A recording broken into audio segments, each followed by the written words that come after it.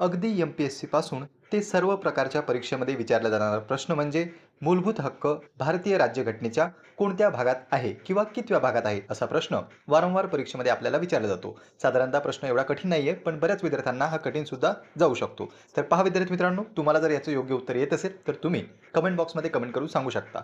मूलभूत हक्क जर आपण पाहिले तर आपल्या संविधानाच्या ते तिसऱ्या भागात आहेत. कितव्या? तिसऱ्या भागात आहेत, म्हणून पर्याय क्रमांक 2 हे त्याचं योग्य उत्तर होईल. पण आता आपल्याला फक्त तिसरा भाग पाहायचा का? तर नाही. कधी-कधी प्रश्न हा चौथ्या भागावर किंवा चौथा असे भाग सुद्धा परीक्षेमध्ये आपल्याला विचारले जाऊ शकतात. मग त्या सर्व सेवेच्या सर्व एक्झाम असो. यामध्ये आपण इथे पाहू शकतो, पहिल्या भागाचा जर विचार केला तर पहिल्या भागामध्ये संघराज्याचा उल्लेख आहे संविधानाच्या. दुसऱ्या भागाचा जर आपण विचार केला तर दुसऱ्या भागामध्ये कलम 5 ते 11 दरम्यान नागरिकत्वाची तरतूद करण्यात आलेली आहे. त्यानंतर सर्वात महत्त्वाचा भाग तो म्हणजे तिसरा, ज्यामध्ये कलम आहे 12 ते 35 मूलभूत हक्कांचा समावेश हा याच भागामध्ये आहे, म्हणजे संविधानाच्या तिसऱ्या भागामध्ये आहे.